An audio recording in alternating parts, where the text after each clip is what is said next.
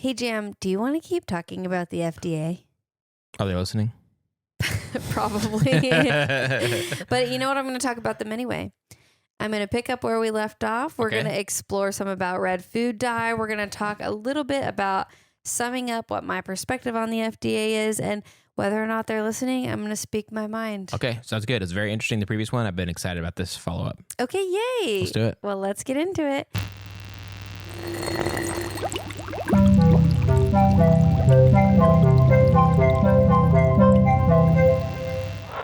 Hey, I'm Melissa. I'm Jam. And I'm a chemist. And I'm not. And welcome to Chemistry for Your Life. The podcast helps you understand the chemistry of your everyday life.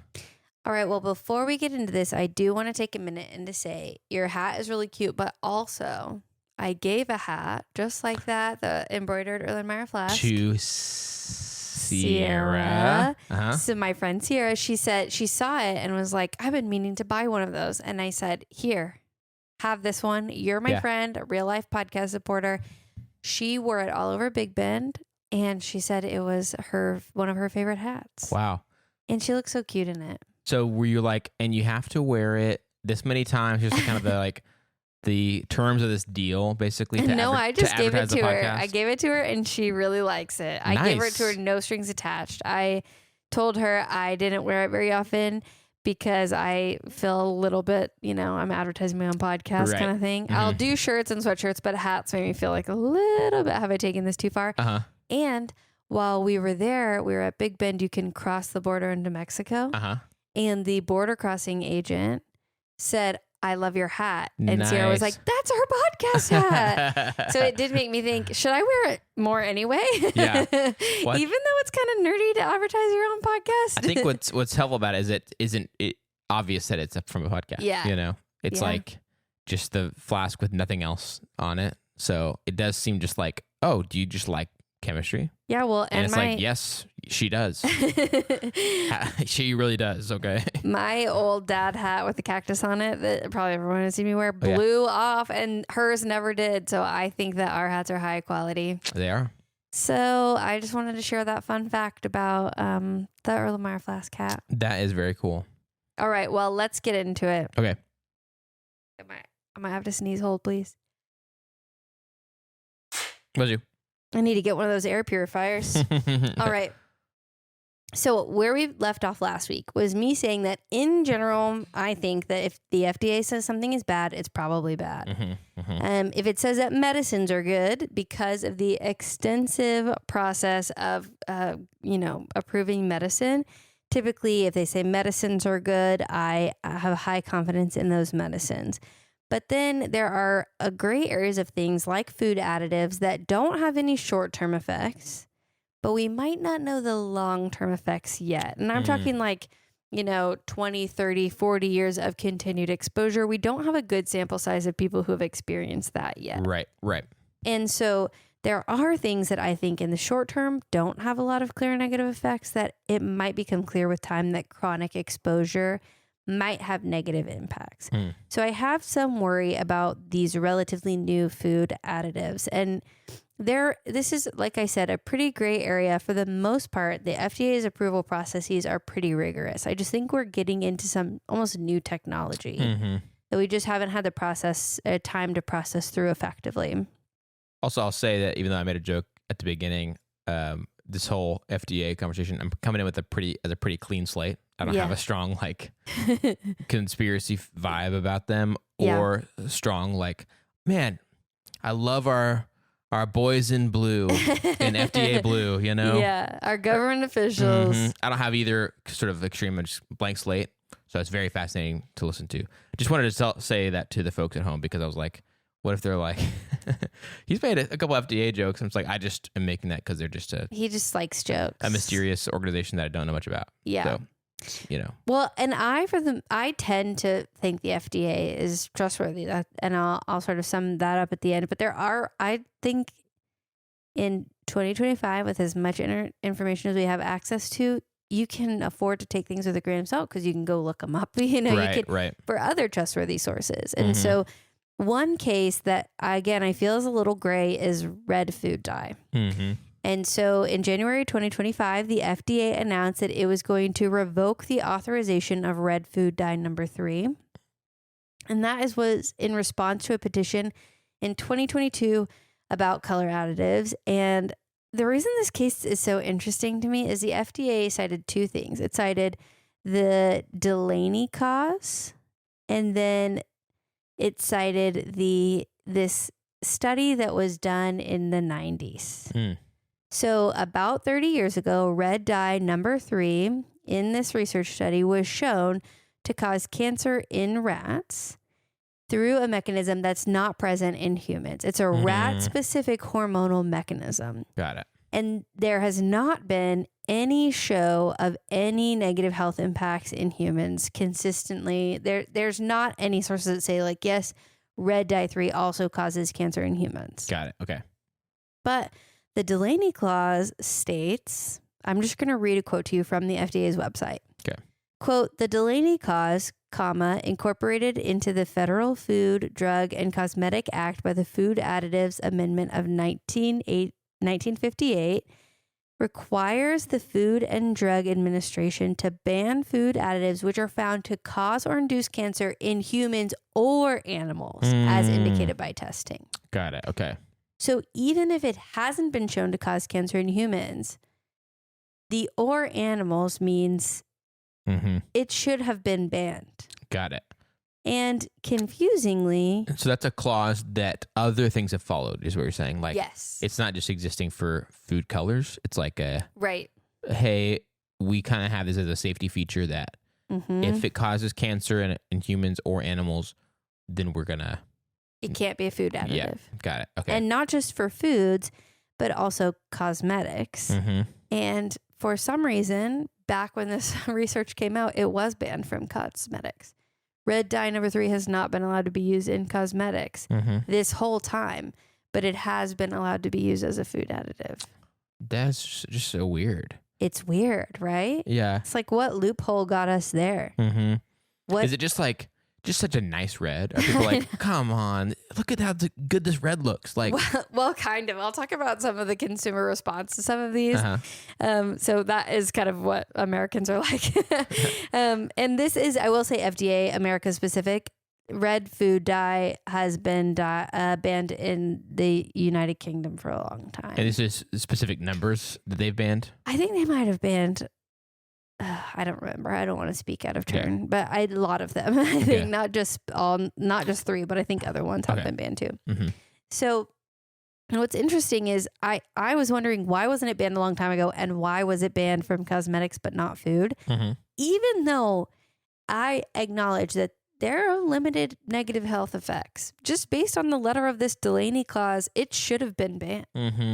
And so I saw articles in pretty reliable sources. They were editorials, but from other chemists in chemistry and engineering news that indicate that it could have been the lobbying from the food industry, big confectionery is what they called it, is part of why. I don't know if that's true, but to speak to your like, oh, it's such a nice red is, I saw another article from chemistry and engineering news that stated that General Mills tried to change all the food dye in tricks in 2016 to all food-based alternatives. And the consumers weren't happy. And so General Mills had to bring back the colorful tricks. What the heck? That's so weird that people even noticed. I mean, like, I know. I don't just don't think I would. I know.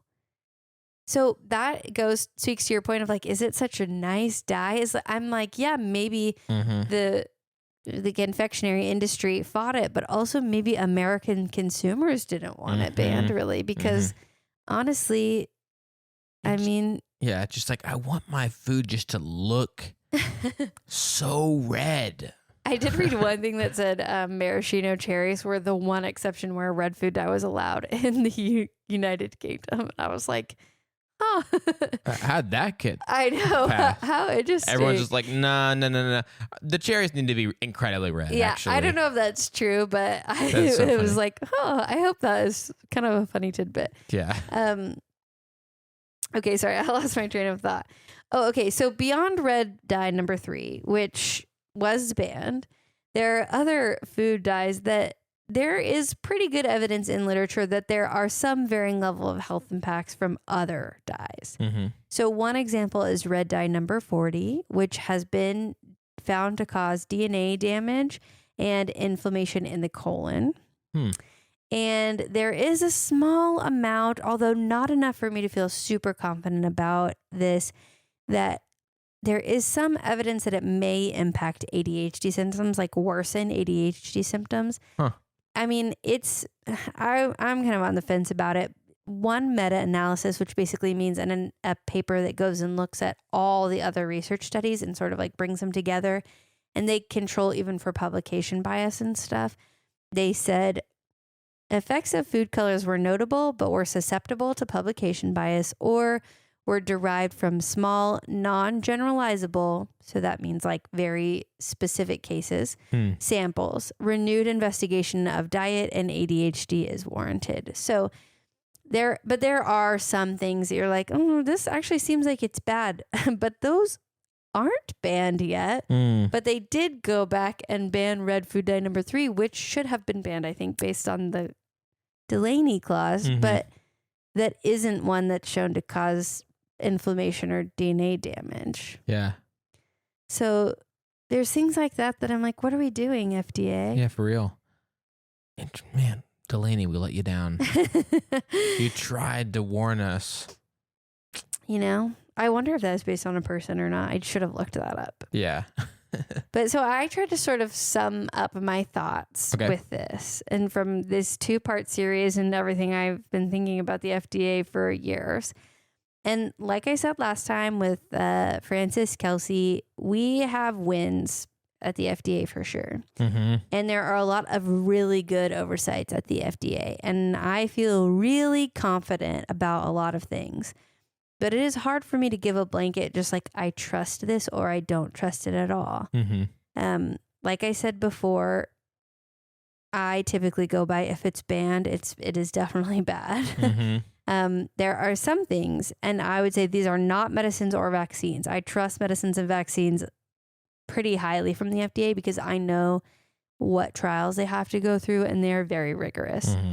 But things like artificial food dye or other food additives that I think are maybe in a gray area where we just don't know enough yet. Right. And I think, you know, sometimes you kind of have to balance the impact of evils here. It's like if we have a food additive that's not necessary, but it's just making it look nicer, but it could cause problems, why is that a risk that we're willing to take? Right, right. Whereas if it's like a vaccine, which they do not have a lot of the side effects that people think that they have, period. They've been investigated, no question. Yeah.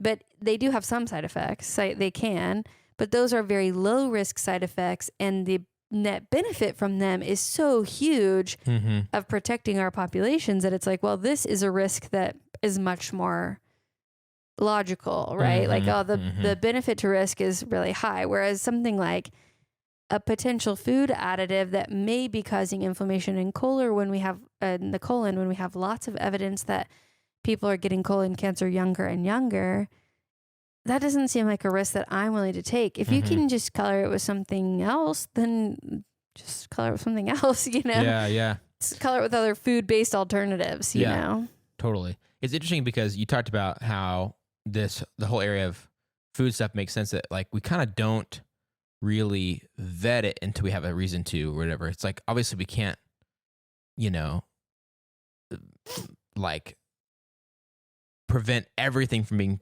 put into food until it's approved or something like that. But at the same time, it's like once there's any amount of like, oh, it kind of seems like maybe we should pull this back. I think what you're saying makes so much sense. It's like, yeah, what's the point? Like, what's the risk? Like, the risk is there. We seem to have at least an amount of it, but we're not gaining anything from it being in our food at all. Yeah, except the aesthetics. There's some things where it's like, oh, such and such food, it's good for you in this way, but it's bad for you in this way. It's like, okay, that's obviously a give and take, and it's just how it exists in the world. Yeah, it's like you can't have too much spinach because you might get kidney stones, which I know personally. Right.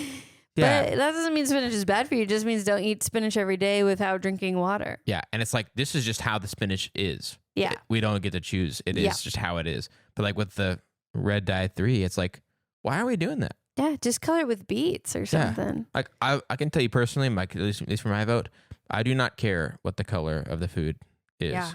In fact, red is like one of my lowest colors, honestly. Just FYI, FDA. Yeah. I'd still like my Doritos if they didn't have the red color on them. Yeah.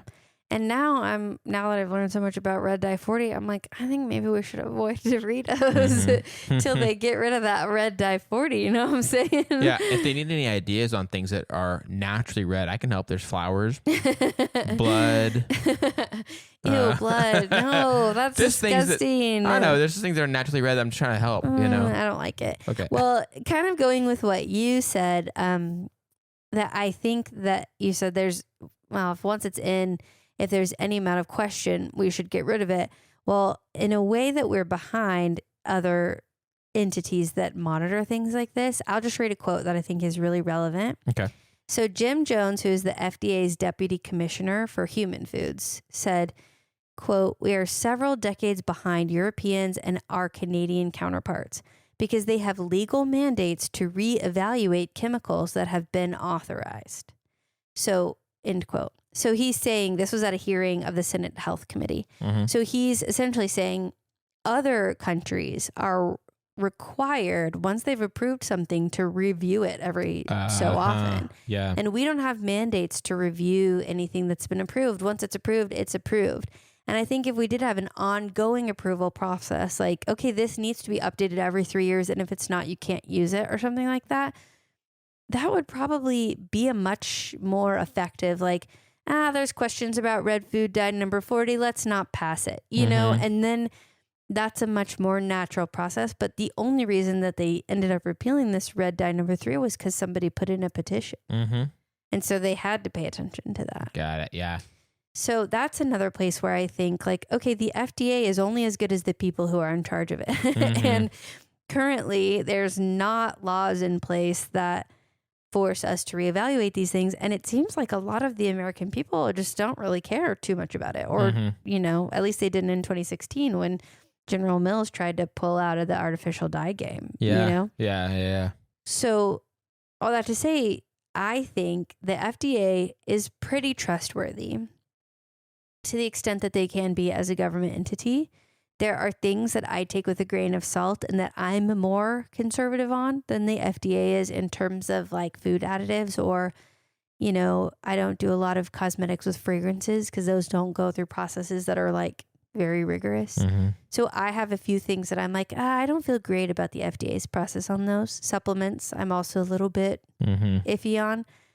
Feel really confident about their process for medicine, vaccines, and anything that they've banned is usually for really good reasons. But ultimately, it's a reflection of Americans and our voting habits and ultimately our government. Yeah. And so if we want the FDA to improve, the thing that we can do is to vote for people who are going to try to put things in place that will protect Americans in this way, and we can spread awareness to other Americans so that, you know, they can care about these things. I love the route that one guy took, which is like, we're behind Canadians on this. That's gonna get a lot of people riled up. It's like they'll be like, "Oh, you guys are still putting that in your food?"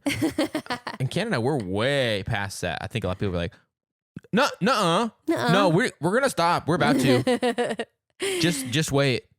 Well, something I also thought about, though, is like, if you think about this all the time, sometimes it can be too stressful. Yeah. And you're just stressed about it all the time. And that starts to negatively impact your quality of life. And also stress negatively impacts your body. So for me, the FDA and other organizations around the world, typically I sort of cross-reference to like, what are they saying in Canada? What are they saying in the UK? What are other authorities saying? That's the best thing we have as consumers. And if you spend a lot more of your life worrying, and even if you have the resources to, a lot of Americans are not in the position to be able to be choosy about what food they have access to, you know? Right. But if you have the resources to do so, you know, maybe do a little bit more research. Maybe you can avoid some of these things. But for the most part, I do trust the FDA. And so that's kind of my overall take is mostly I trust them. There are a few things that are relatively low impact that I will kind of, I'd rather not do that. Mm-hmm.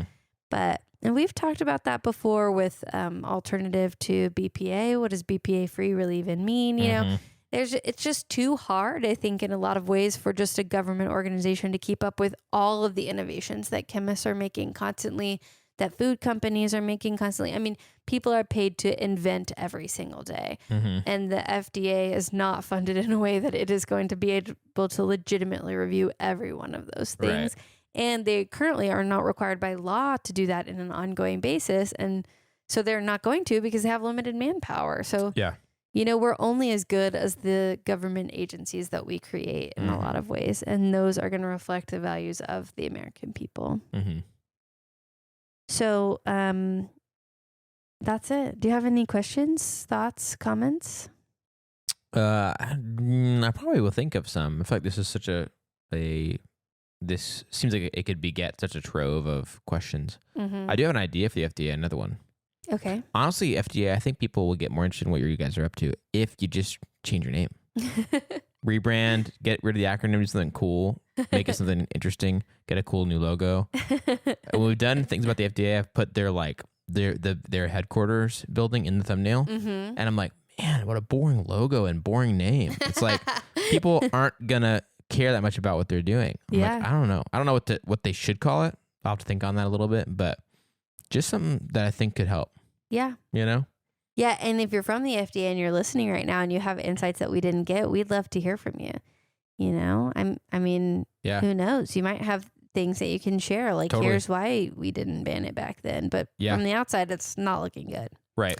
And I get to that, like, obviously the people who are in these roles, they're changing over time. Administrations are changing. So it could be like there were people in the organization that were like, oh, we really wanted to do that. We just didn't get to. And then the priorities of the organization changed because blah, blah, blah. So I'm sure there's a lot of nuance there, but definitely still seems like there's some stuff that, you know, like all of our entities could be improved.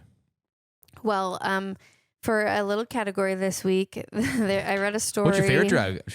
Oh, yeah. What's your favorite thing from the FDA? I read a story where a woman who was selling, I think it was donuts or cookies in Britain, I think, had ordered sprinkles from the US, and then she was told she can't use them because they were made with red food dye. And she's like, they just look better than our sprinkles, but she didn't realize they were illegal when she ordered them. Wow. But that made me wonder, what's your favorite kind of sprinkle? Wow. Interesting. You know, I don't know if I have an answer because I kind of think sprinkles are not that great. Oh no, I knew you were going to say it. I think part of it's like the texture thing, but they don't like, if there was some sort of like really, I'm sure some sprinkles have this, but like they don't seem to add any notable flavor. But the texture. But the like texture. On a donut? Yeah. Nah, I'm not super into that. I don't know. I'm not I'm not against it. I would certainly take sprinkles over like on a donut, for instance. I would take sprinkles before I'd take like nuts on a donut. Yeah. For sure. Chocolate sprinkle is like one of my top. And okay, I also think it's important to say for the people listening, in Texas, there are little donut shops all over the place. And so we don't have a lot of like Krispy Kreme or Dunkin'. Right. We have a lot of these little hole in the wall donut places. I was going to say Dunkin' places. And they like home make fresh donuts every day. Right. Yeah. Right there. Not like delivered from a central hub or whatever. Yeah. And it's, you know, their family's recipe or whatever. I don't know why there's so many of these. Yeah.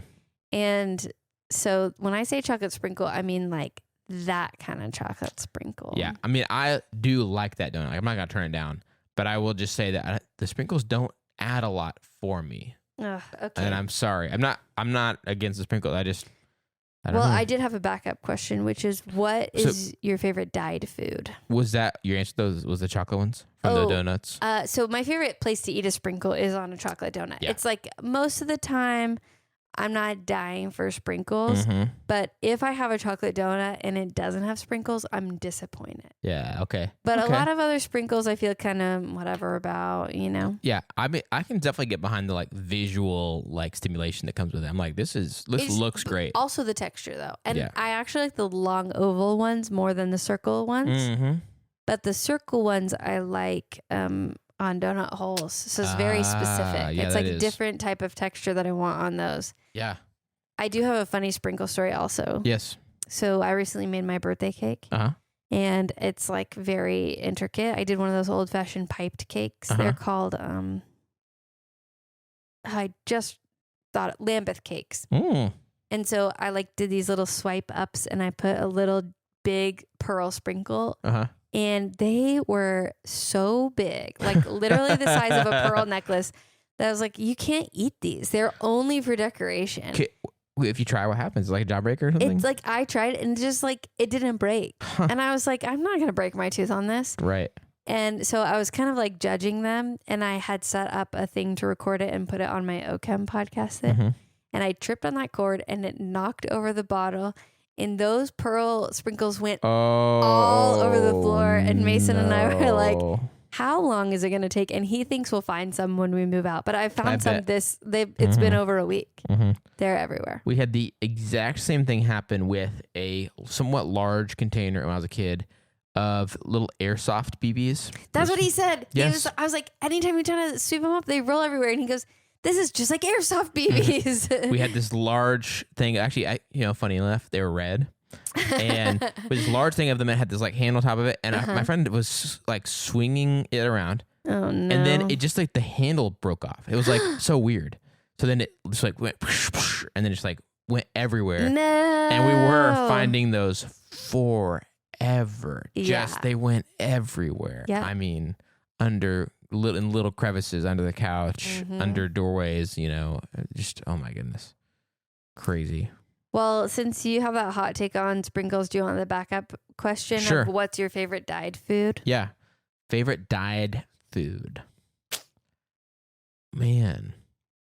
Favorite dyed food. I don't know. I almost would probably have a ton. Yeah, like chips are dyed. Oh, yeah. Soda, I bet Diet Pepsi has caramel food coloring in it. Diet Pepper, Dr. Pepper is my Diet choice. Dr. Pepper. Yeah, that's probably up there.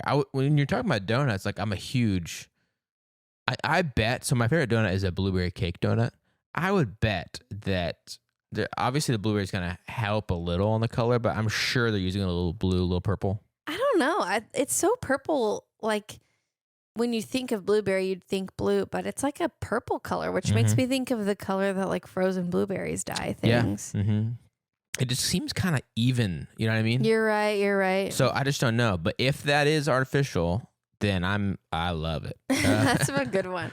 What about chips? Do you love any chips? I love chips. I don't know if the ones I love have a lot of jalapeno chips. I don't think they dye them. Well, I will say in my Ruffles sour cream and cheddar, they have yellow. Yeah, I feel like those do. I definitely do like Doritos. Oh, dude, yeah, I love Flamin' Hot Cheetos, bro. Those definitely have red dye number 40 in them. Nice. I didn't realize I was such a 40 head. Wow. Yeah, I know. Dang. Ever since then, we've had a bag. We went camping. We had sandwiches camping. Obviously, you gotta have chips when you have sandwiches. Totally.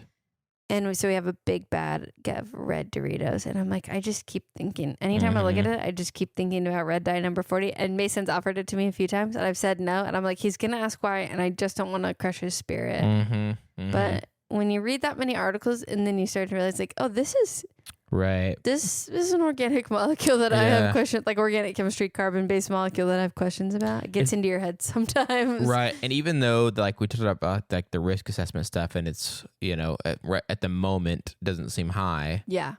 The more you've read, it climbs, Yeah. I mean, I've certainly felt that way about things we've talked about in the podcast.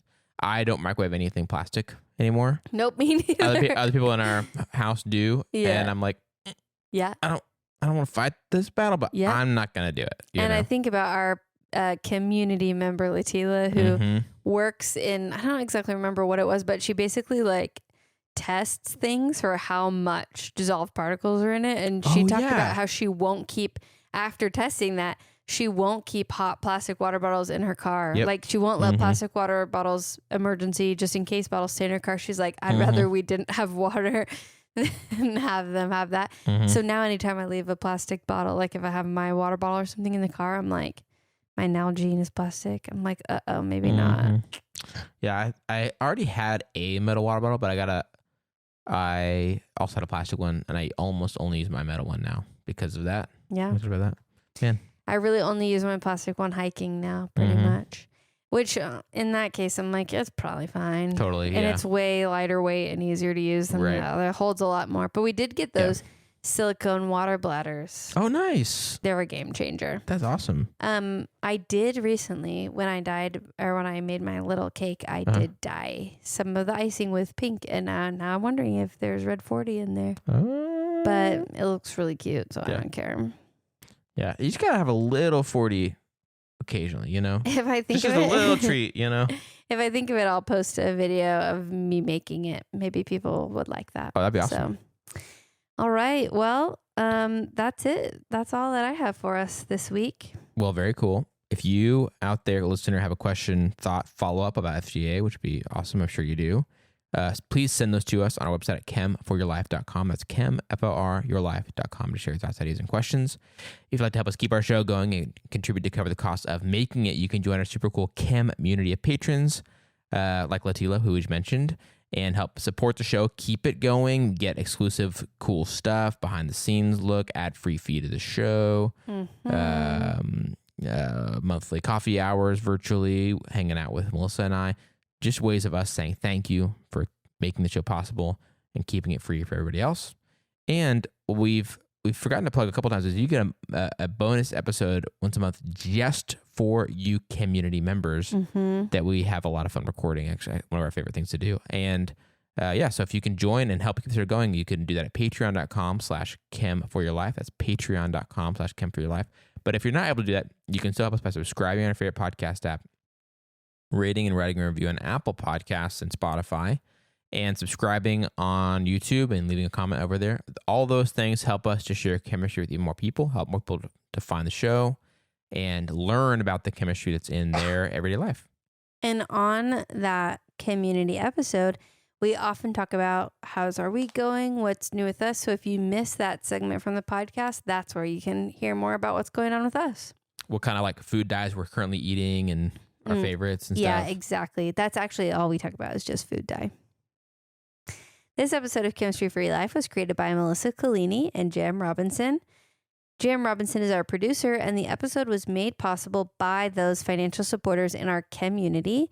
And we just appreciate you so much. It's so exciting that people believe in this vision and want to support the podcast. So we always love to shout them out. So we want to shout out Chris and Claire S., Hunter R., Katrina B., Lynn S., Scott B., Stephen B., Timothy P., Brian K., Chelsea M., Dorian V., Elizabeth P., Heather R., John T., Jesse R., Latila, Rachel R., Autoclave, Avishai B., Chelsea B., Sierra L., Cullen R., Emerson W., Erica B., Jacob T., Jeanette N., Julie S., Christina G., Sarah M., Suzanne P., and Venus R. Thank you all so much for supporting the show and believing in us. And if you'd like to learn more about today's chemistry, I guess not lesson, but topic, you can check out the references for this episode in our show notes or in the description of the video on YouTube. Lots of references. Nice. Yay, references. Yay, references. Yay, chemistry. Yay, chemistry.